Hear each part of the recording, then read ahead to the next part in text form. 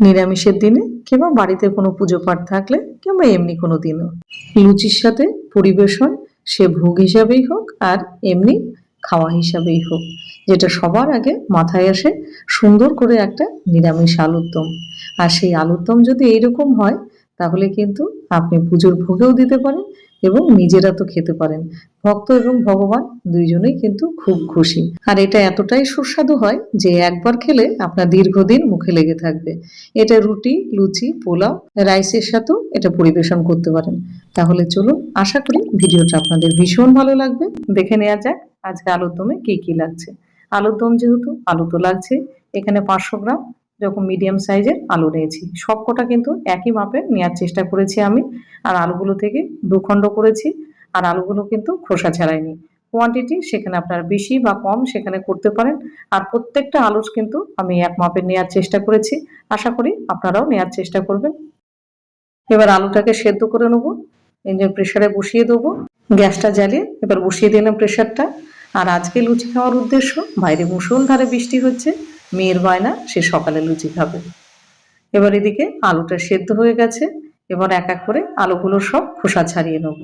আর এটা শুধু পুজোর ভোগে কিংবা নিরামিষের দিনে না, আপনি যদি বাড়িতে ছোট করে একটা অনুষ্ঠান করতে চান যে সেখানে নিরামিষের আয়োজন, আপনি চোখ বন্ধ করে এইরকম একটা আলুর দমের রেসিপি আপনি করতে পারেন। আর এটা খেতে এতটাই সুস্বাদু হয় যে যারা এক বাইট দেবে তারপরেই কিন্তু প্রশংসা বন্যা বয়ে যাবে। এক এক করে সব আলুগুলো কিন্তু আমি ছাড়িয়ে নিলাম। এবার আমাদের একটা মশলা রেডি করে নিতে হবে। কি কি লাগছে সেটা দেখিয়ে দিচ্ছি। নিয়ে নিয়েছি 1 চামচ গোটা ধনে, 1 চামচ গোটা জিরে, কিছু কাবাব চিনি আর বেশ খানিকটা গোটা গরম মশলা। এবার এটাকে হালকাভাবে ভেজে নিতে হবে। এবার চলে যাই গ্যাসের কাছে, বসিয়ে দিলাম একটা ফ্রাই প্যান, দিয়ে দিলাম মশলাগুলো। এবার গ্যাসের ফ্লেম লো টু মিডিয়াম রেখে মোটামুটি 1 থেকে 2 মিনিট এটাকে ভেজে নেব। খুব বেশি যেন পুড়ে না যায়, তাহলে এর সুন্দর গন্ধটা নষ্ট হয়ে যাবে। এবার এটা ভাজা হয়ে গেছে। এবার এটাকে একটা থালার মধ্যে ঢেলে এটা ঠান্ডা হলে এটাকে গুঁড়ো করে নেব। আর ওই গরম তাওয়াতেই আমি 1/2 চামচ মতো কসুরি মেথি দিয়ে দিলাম। এবার এটাকে জাস্ট ওইভাবে রেখে দেবো। ওই গরমে যা আছে সেটাই কিন্তু এটা রোস্ট হয়ে যাবে। আলাদা করে আর গ্যাস ধরানোর কিন্তু দরকার নেই, তাহলে এটা পুড়ে যাবে। এটা এই অবস্থায় থাক। এবার চলে যাই একদম মূল পর্বে। রান্না শুরু করে দিই। প্রথমে গ্যাসটা জ্বালিয়ে দিলাম, তারপরে বসিয়ে দিলাম একটা ফ্রাই প্যান। এবার প্যানটাকে ভালোভাবে গরম হলে দিয়ে দেবো সর্ষের তেল। আর এই রান্নাটা কিন্তু আমি সর্ষের তেলেই করছি, আপনারা চাইলে সেখানে সাদা তেলেও করতে পারেন, কোনো অসুবিধা নেই। এবার তেলটা ভালোভাবে গরম হতে দেবো। তেলটা গরম হয়ে গেছে। এবার এক এক করে আলুগুলো দিয়ে দেবো। আলুগুলো বেশ লাল লাল করে আলুগুলো ভেজে নিতে হবে।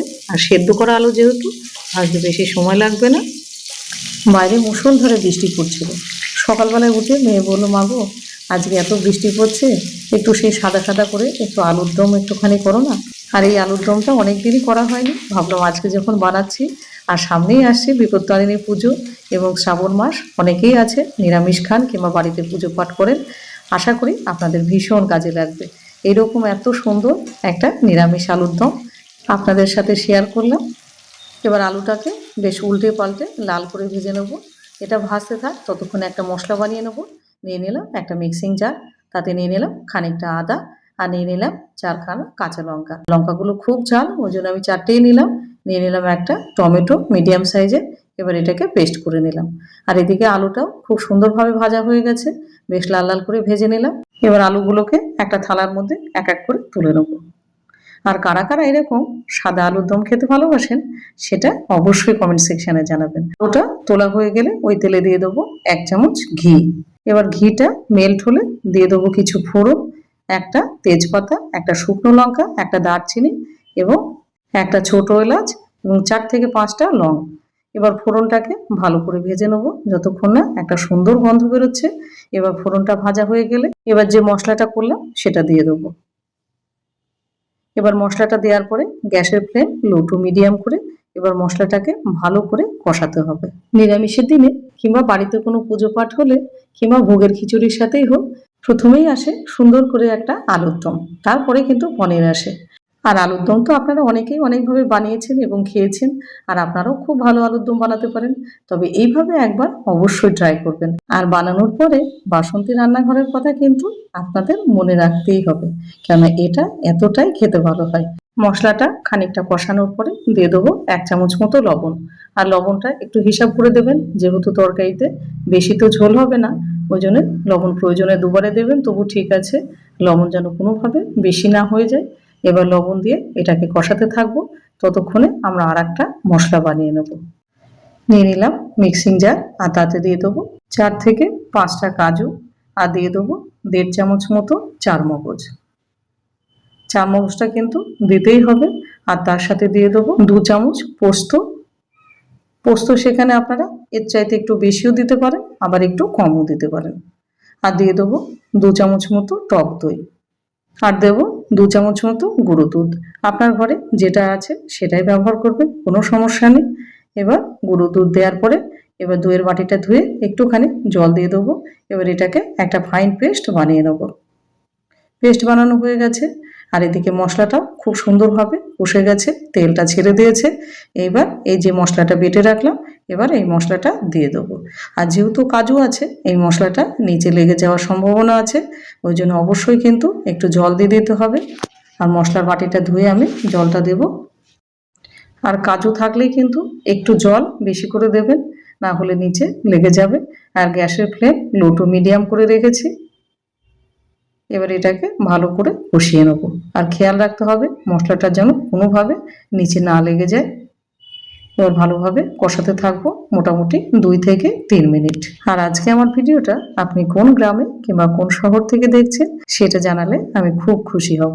এবার মশলাটাকে কষাতে থাকবো। এখন গ্যাসের ফ্লেম কিন্তু লো টু মিডিয়াম করাই আছে, আর এটা কনস্ট্যান্ট নাড়তে হবে, না নাড়লে নিচে লেগে যাবে। মশলাটা কখন জানবেন যে হয়ে গেছে কষানো? যখন দেখবেন যে আস্তে আস্তে তেলটা ছাড়তে শুরু করেছে, তখন জানবেন মশলাটা কষানো হয়ে গেছে। আর এই তরকারিতে কিন্তু আমি কোনোভাবে জলের ব্যবহার করব না। এখানে মোটামুটি 400 ml মতো এখানে দুধ আছে। আর এই দুধটা কিন্তু আমি বাজারের কেনা দুধ নিয়েছি, অর্থাৎ প্যাকেটের দুধ। আপনারা সেখানে চাইলে ঘন করে কিন্তু গরুর দুধও ব্যবহার করতে পারেন। আর একটু কিন্তু জল দেব না। আর এদিকে মশলাটা খুব সুন্দরভাবে আস্তে আস্তে তেল ছেড়ে দিচ্ছে। আর মশলাটাকে সময় এবং ধৈর্য ধরে মশলাটাকে কষাতে হবে, তবেই কিন্তু তরকারির স্বাদটা এরকম অপূর্ব আসবে, না হলে কিন্তু ভালো লাগবে না।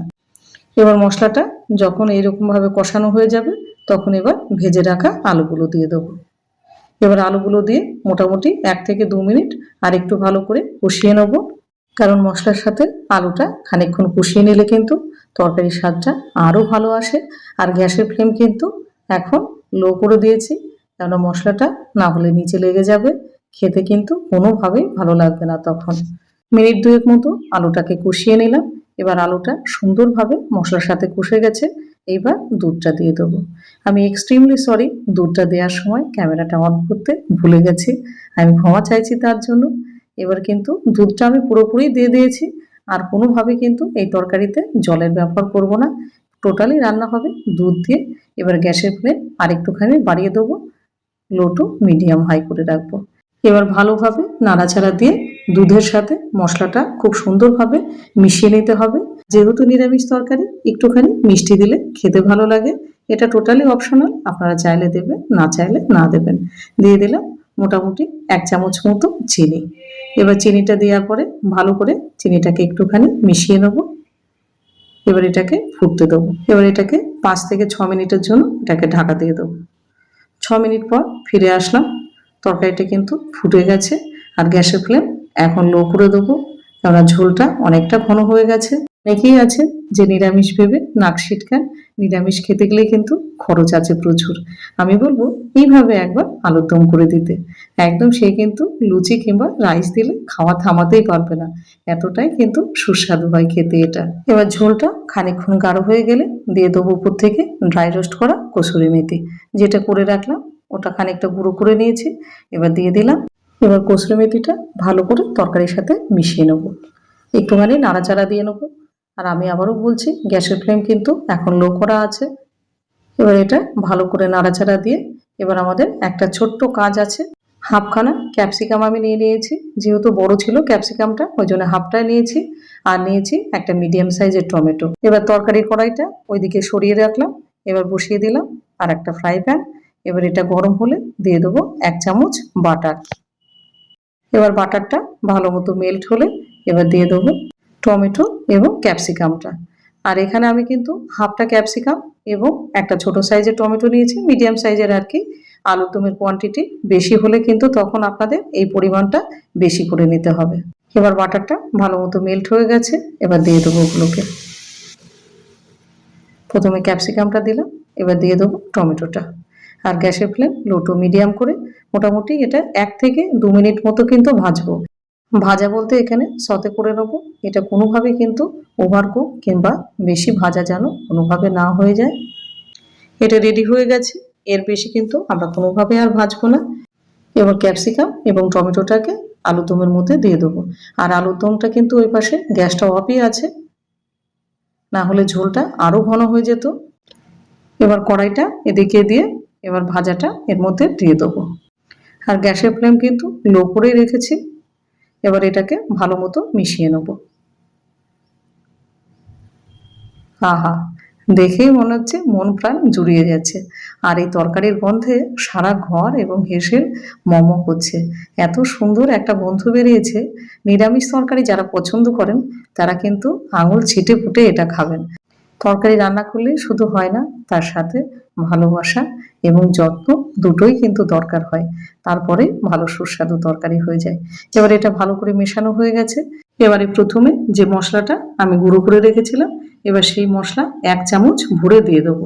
আর এই তরকারিতে কিন্তু আলাদাভাবে কোনো রকম জিরে গুঁড়ো কিংবা ধনে গুঁড়ো ব্যবহার করিনি। এবার মশলাটা ভালো করে এর সাথে মিশিয়ে নেব। যারা ভাববেন যে গ্রেভি একটুখানি বেশি রাখতে চান তারা কিন্তু এরকম পর্যায়ে হলে নামিয়ে নেবেন। আমি একটুখানি গ্রেভিটা আর মোটামুটি মিনিট খানিক এটাকে টানিয়ে নেব, কারণ আমার অত গ্রেভি দরকার নেই। এবার এটা মোটামুটি আমাদের হয়ে গেছে। এবার উপর থেকে দিয়ে দেবো 3 থেকে 4টে কাঁচা লঙ্কা। এবার এটা দিলে কিন্তু খেতে ভালো লাগে। কাঁচা লঙ্কার একটা আলাদা গন্ধ আছে। আর লুচির সাথে এরকম লঙ্কা কিন্তু মেখে খেতে বেশ লাগে। গ্যাসের ফ্লেম অফ করে দিলাম। তাহলে রেডি হয়ে গেল কোনো রকম পেঁয়াজ রসুন ছাড়া অপূর্ব স্বাদের এক সাদা নিরামিষ আলুর দম। ভিডিওটা আশা করি আপনাদের ভীষণ ভালো লাগবে। কোনো পুজো পাঠ কিংবা নিরামিষের দিনে এটা অবশ্যই বানিয়ে নিতে পারেন। আর ভিডিও দেখে যদি ভালো লাগে তাহলে চ্যানেলটাকে অবশ্যই সাবস্ক্রাইব করে সুন্দর করে একটা কমেন্ট এবং তার সাথে একটা লাইক আর ভিডিওটাকে প্রচুর পরিমাণে শেয়ার করতে ভুলবেন না।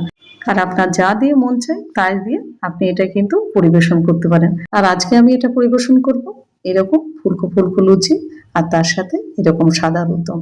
বাইরে অজোরে বৃষ্টি হচ্ছে, একদম জমিয়ে খাওয়া যাবে। তাহলে এরকম ভালো ভালো ভিডিও পেতে অবশ্যই ভিজিট করুন বাসন্তী রান্নাঘর। সেখানে কিন্তু এরকম নিরামিষ রেসিপি আরও দেয়া আছে। আশা করি আপনাদের খুব ভালো লাগবে। তাহলে আজ আসি, ভালো থাকবেন, সুস্থ থাকবেন। আবার কোনো এরকম একটা ভালো ভিডিও নিয়ে আপনাদের সামনে হাজির হব। ততক্ষণে টাটা।